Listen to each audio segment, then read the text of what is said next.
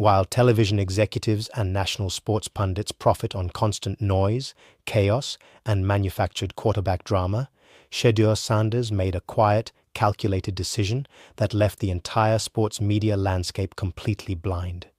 He walked away from the endless viral news cycles, turned off the bright lights of national obsession, and stepped directly into the gritty reality of a Cleveland locker room where respect is never given to headline grabbers. It is earned solely through sweat, silence, and absolute internal loyalty.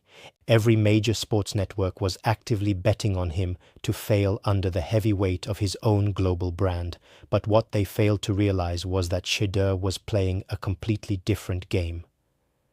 He willingly sacrificed millions of instant clicks and viral moments to protect the culture of a team that demands internal insulation over cheap national fame, making a high-stakes gamble that could either forge an unbreakable athletic brotherhood or completely derail his career before it even truly begins.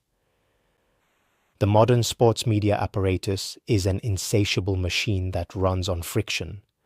For decades, the narrative surrounding football in Cleveland has been systematically designed to feed that machine.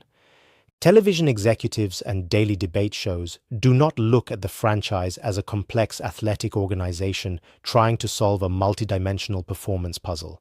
They view it as a reliable content generator. Dysfunction sells, and quarterback controversy sells at a premium. When a high-profile, highly visible rookie quarterback enters that ecosystem, the default expectation is that the media circus will follow, engulfing the facility, dictating the daily news cycle, and driving a wedge between the individual and the collective team. The playbook for the modern athlete is almost universally written around brand amplification, maximizing visibility, leveraging every single press conference for personal reach, and ensuring that the individual persona remains larger than the organization itself. Shedeur Sanders arrived at this exact intersection with more cultural capital and media weight than almost any rookie caller in recent memory. For years, his every movement had been catalogued, analyzed, and broadcast to millions of followers across digital platforms. To the national media, he represented guaranteed ratings, a lightning rod for debate, hot takes, and continuous engagement. The sports landscape anticipated a seamless continuation of that spectacle in Cleveland. The cameras prepared for the dramatic soundbites, the studio hosts primed their daily talking points, and the national machine readied itself to monetize every single second of his adaptation to the professional ranks. Then, the script was quietly torn up. Instead of feeding the beast, Shedeur initiated a total tactical retreat from the national narrative. The shift was neither accidental nor subtle. It was a deliberate, calculated decision to erect an impenetrable wall between the team's internal operations and the external commentary engine. In a sport where young stars are constantly advised by representatives to keep their personal brand hot, Shedeur recognized a fundamental truth about the specific football environment he had just entered. Winning games in the National Football League, particularly in a blue-collar, high-pressure sports city, requires absolute, uncompromising insulation from outside noise. You cannot build a bulletproof operational environment when every conversation, every coaching point, and every minor practice mistake is being filtered through the distorting lens of national television chatter. This strategic pivot directly challenged the core economic model of modern sports commentary. When a marquee player refuses to supply the outrage machine with easy quotes or personal drama, the machine struggles to maintain its narrative grip. The national media thrives on access to conflict. When denied that conflict, it naturally responds with skepticism or frustration. Yet, the choice to trade short-term media adoration for total internal focus sent an immediate, unmistakable shockwave through the building in Cleveland. It signaled that the individual was no longer operating as an isolated brand entity, but as a fully integrated component of a collective unit. By deliberately starving the national noise machine, Shedeur altered the fundamental dynamic of his arrival. The decision shifted the primary audience for his work. He was no longer performing for a panel of studio analysts seeking content for a midday broadcast, nor was he playing to a digital audience hungry for highlight clips and sound bites. His sole audience became the 52 men inside the locker room, the coaching staff spending 18 hours a day in the film room, and a local fan base that values substance over rhetoric.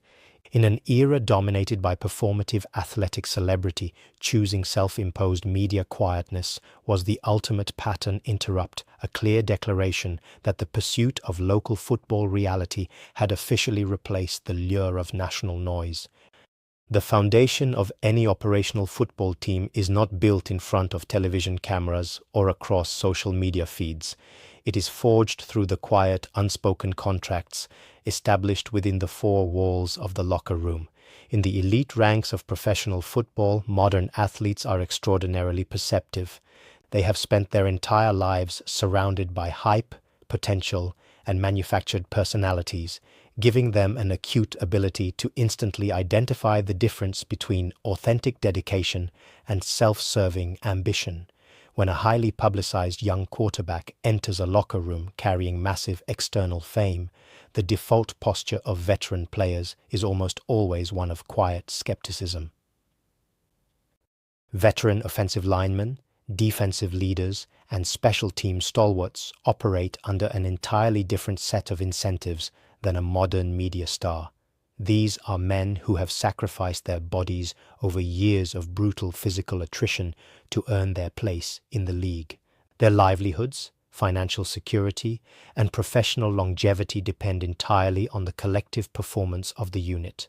When a young player arrives prioritizing viral moments, personal brand elevation, or external media narratives over the grinding, unglamorous work of daily preparation, a rift immediately opens. The locker room does not explicitly revolt. Instead, it simply checks out. Trust dissolves into polite professionalism, and the microscopic margin of error required to win close games in late November disappears entirely. Shedeur Sanders understood that respect from these battle-tested veterans could never be bought with past accomplishments or forced through external star power. It had to be systematically earned through visible, repeatable accountability. The moment he chose to step away from the national media apparatus, he shifted his full focus toward the delicate anatomy of locker room trust. He recognized that offensive linemen do not care about how many followers a quarterback commands or how many national commercials bear his name. They care whether he knows the protection adjustments, whether he steps up in the pocket with composure, and whether he takes full ownership when a play breaks down. Inside the team's training facility, during the sweltering weeks of training camp, the shift became undeniable. While the media outside speculated on his long-term marketing strategy, Shedeur was establishing a quiet, relentless daily rhythm. He became a fixture in the facility during the early morning hours, arriving long before the compulsory team meetings to log isolated film study. In the weight room and during conditioning drills, he avoided the performative displays that often accompany high-profile prospects, choosing instead to execute the work with an understated, disciplined focus. During practice, accountability replaced clout.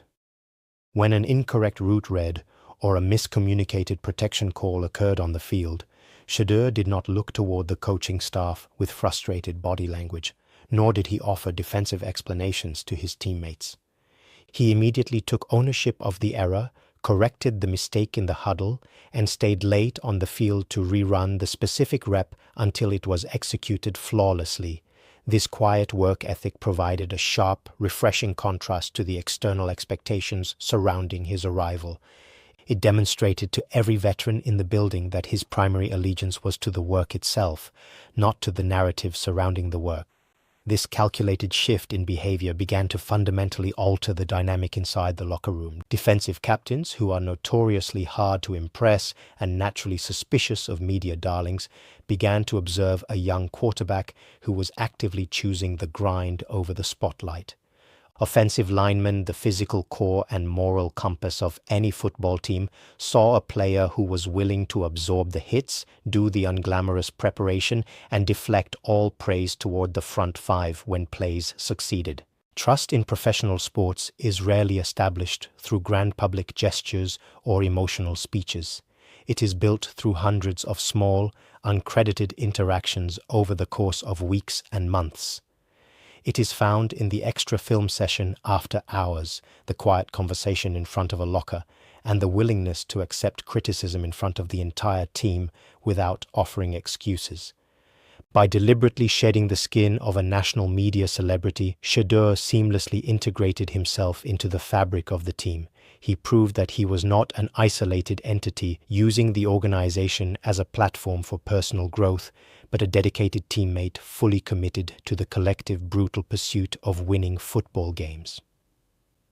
The burdens of leadership in modern professional sports extend far beyond the white lines of the football field.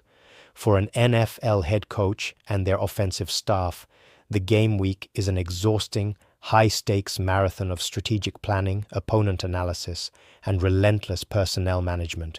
Every hour spent crafting a game plan, refining package designs, or installing situational call sheets represents a razor-thin margin between victory and failure.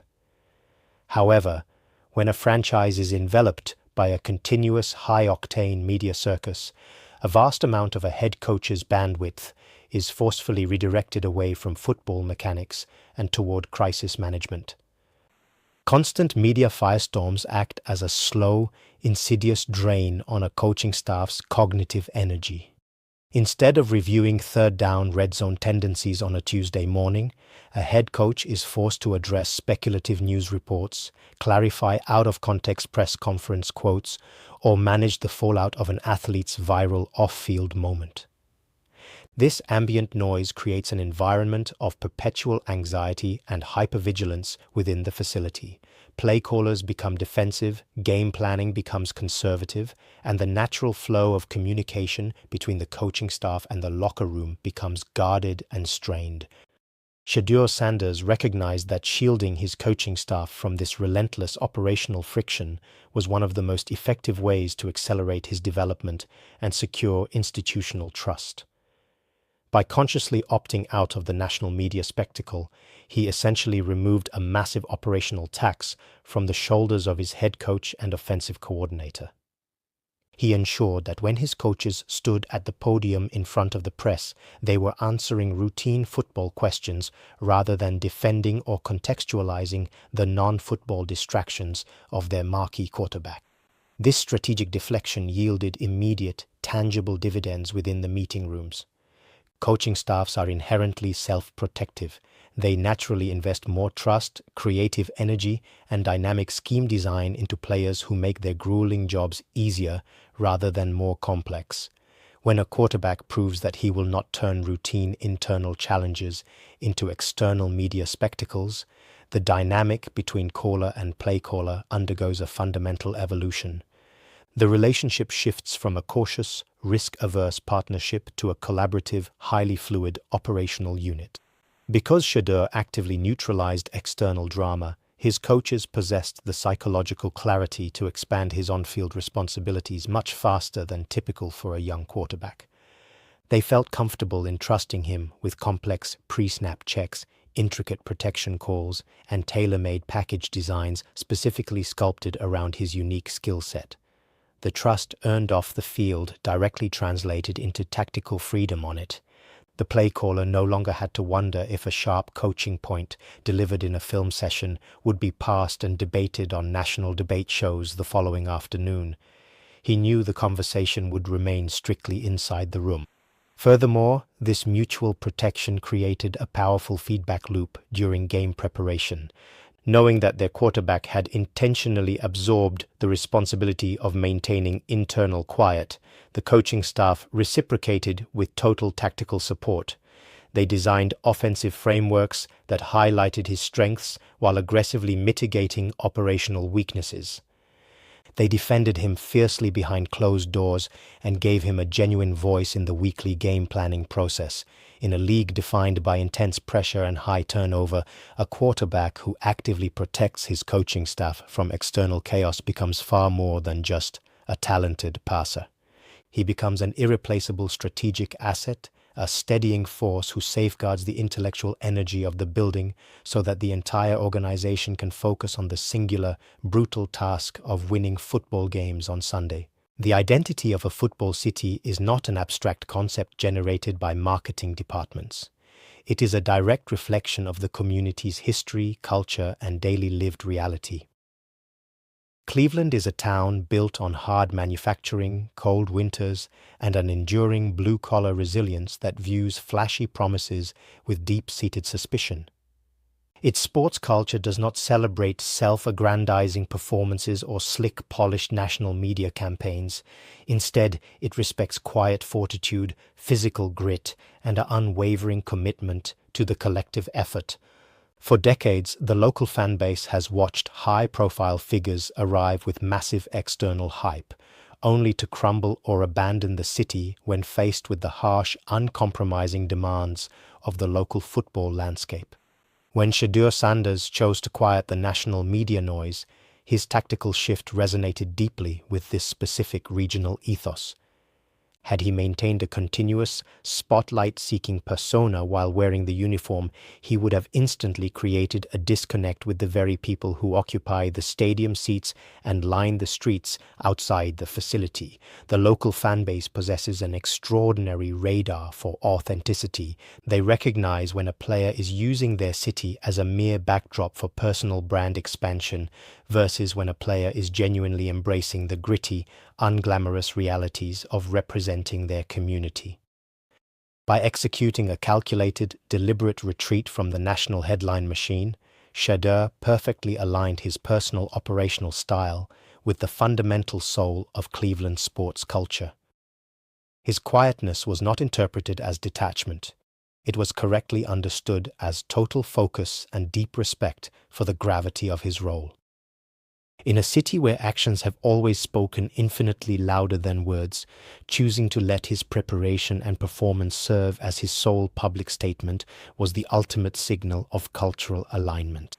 Inside the locker room, this alignment created an immediate, powerful synergy between the quarterback, his teammates, and the surrounding community.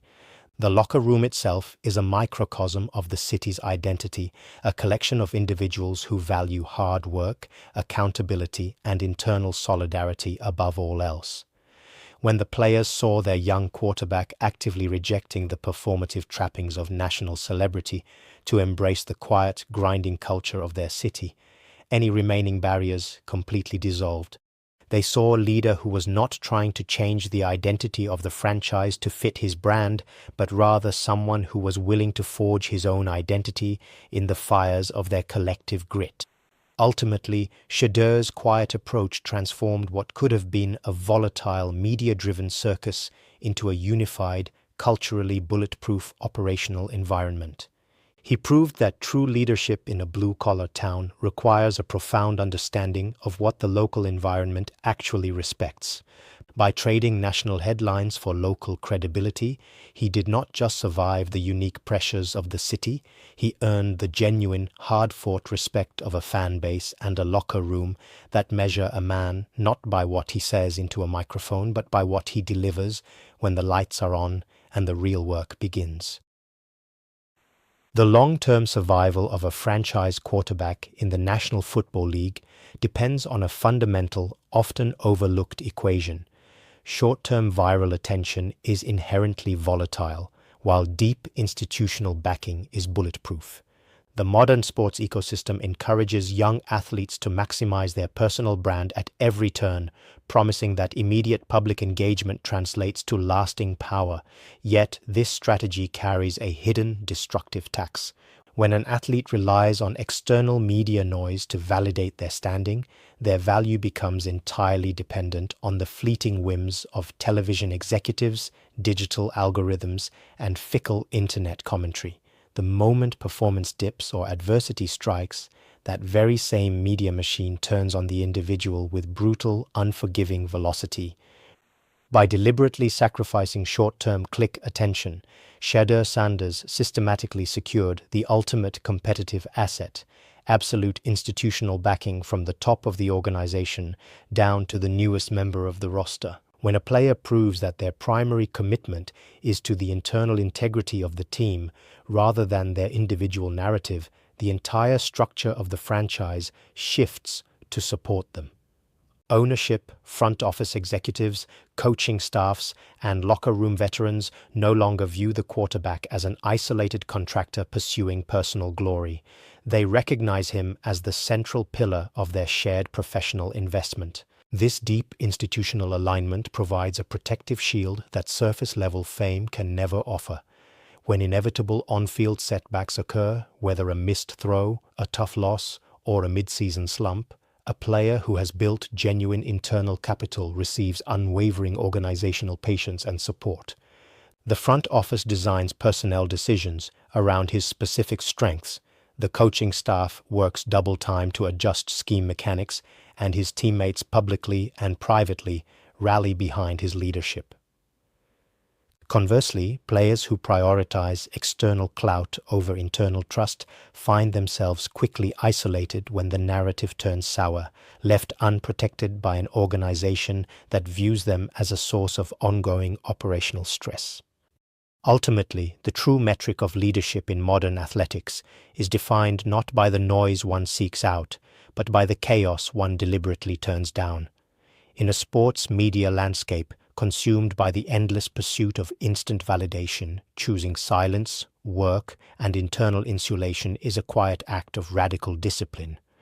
Shedeur Sanders understood that the fleeting satisfaction of national headlines offers zero protection when the pocket collapses on a freezing late December afternoon in Cleveland. What remains in those high-stakes moments is the unyielding trust built through months of quiet preparation, mutual sacrifice, and total dedication to the collective goal. By trading the temporary high of national publicity for the permanent foundation of local credibility and locker room respect, Shedeur solved the winning equation.